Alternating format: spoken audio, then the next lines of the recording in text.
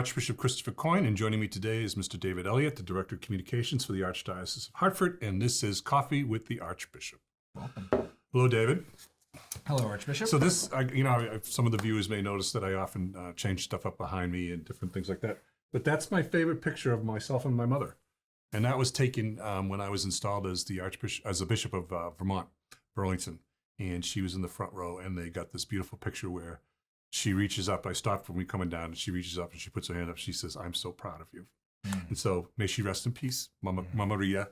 But she was good. But the funny thing was, my family kept saying, we have this, I had 6 siblings, and we still around and all that. And one of them would say, "Who's the favorite? Who's the favorite?" Yeah. Well, you know what? I love this picture because that's one of those beautiful moments that you just can't stage. You know what I mean? It's very real and very candid, and I'm sure you're deeply touched every time you see that. Yeah, I had a lot of fun with this because in my words after the installation on this date, I said to my brothers and sisters, "I'm the favorite." And they all laughed, and everybody laughed like that. My mother said, "No, he's not the favorite. The one who needs me the most is my favorite at that moment." My mom was Mama Rita. That's a good rule of thumb. The one who needs me the most. The one who needs me the most is I like that. Yeah. So David's the Director of Communications for the Archdiocese of Hartford, and we talked about digital media and branding and all this other stuff. But you also handle communications with the media. Yes. And there's both in a positive way, but also responding to questions and things that are issued and all that. So maybe talk a little bit. Let's start with start. How do we want, like, if we're doing something really well, there's a good endeavor going out there.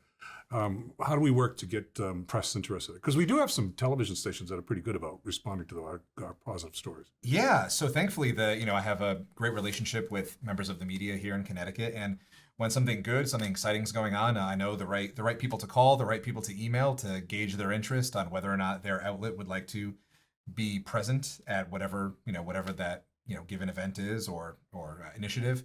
And it really is just about building those relationships with folks. I've been, although I've been director for 6 months or so, I've worked in the communications office for some years at this point, I think 7 or so years. So over those years, I've cultivated a lot of relationships with reporters across all media, whether that's, print, TV, even radio, online. And that's really the heart of it, is just having the right relationships and knowing who to call for a given event to get the coverage that you're hoping to get. Yeah, when I was in Boston and I was doing this work that you're doing, we had the 2 major newspapers, the Globe and the Herald, and they were constantly looking. And I had a lot of connections with them and everything like that.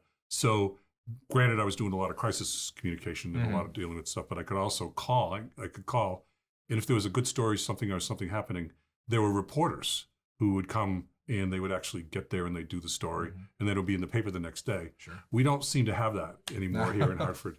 It's hard to get, especially in the newspapers. The media landscape has really changed. The Current and the Register, I believe, both downsized their buildings within the last decade or so. Fewer reporters. Actually, one thing we see a lot of is TV reporters who actually do their own filming as well.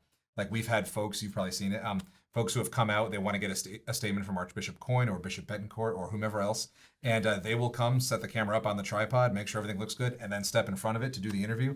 So I think the media landscape has changed, especially with the internet, so how did you find those reporters in Boston? I am kind of curious. When I first started, it was really tough.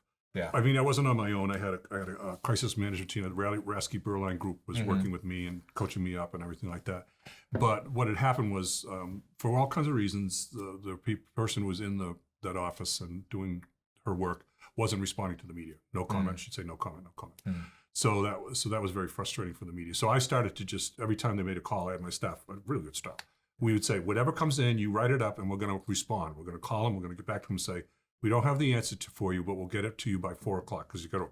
They all have their deadlines are like 6, and if we can't get it to you, we'll let you know. But then, so we just little by little started building relationships with them, so that at the end they knew they could call me, they knew they could get a response, and I like sure. That. And so that was a good thing. We had to just rebuild trust. Well, because it is a two-way street, wouldn't you say? I mean, obviously, when you want the media to sort of to assist in a particular endeavor or a particular initiative, obviously you're hoping to have that relationship, and sometimes they really need that comment from you, so they're hoping for a little, it's a give and take relationship, and it is a fine balance. Yeah, it is a fine balance. But the other thing, getting back to the newspapers, one of the priests here made a very good point. He said, since the daily newspapers aren't really happening anymore, the weekly newspapers, the small weekly newspapers, are a great place for us to kind of see if we can get stories in, because those stay on the person's dining room table for the week. Sure. You know what I mean? Or their living room. So they get the weekly newspaper, they put it there, and it stays there. Unlike a daily, which just gets kind of read. So those sometimes the local newspapers are even better. And a lot of our local people in our parishes, they read those things. Yeah. We have in North Brantford, we have the Tutucket Times. So shout out to Tutucket Times. I mean, one of the things that's tough sometimes is when you're caught behind a story. Something's breaking. You don't know how to respond. Sometimes we can see it coming, though. We're already working. We said, okay, this is going to break. We know, or we see this coming. Let's get our statement ready and look at it so we can see how this is going to play out. But oftentimes you're stuck just trying to, what do we say? Yeah, it reminds me of the old George Costanza quote when he said, "I'm like a turtle on my back." I tried my best to avoid ever being a turtle on my back when it comes to the media. So any kind of proactive measures that we can take when we know a story is about to come out, I try to do to the best of my ability. Yeah, and my mantra over and over again is transparency, transparency, transparency. Even if it's a bad story, even if it means, because I think people need to know if something's happening and we can tell the story, we need to tell it, even if it's bad, because that was part of the problem with so much that happened in the past. Is stuff got covered up, nobody knew what was going on. And so my whole approach to this stuff is transparency, transparency, transparency. Well, and plus too, I think people do hold the church to a higher standard, and they should, because we answer to a higher moral calling than probably most of the organizations that they speak with. You would hope with that higher moral calling that we would be a little bit more moral at times, but we're human. Sure, exactly. So I thank you for your perseverance in doing what's a tough job at times, but also for doing a good job. Thank you. As the director of community and the spokesperson. But you also have Father Matt Gork. He's a good spokesperson. Yes, he absolutely is. He's much. I think he's better looking than you too. This is Archbishop. This is Archbishop Coyne signing off. Coffee with the Archbishop. Bye-bye.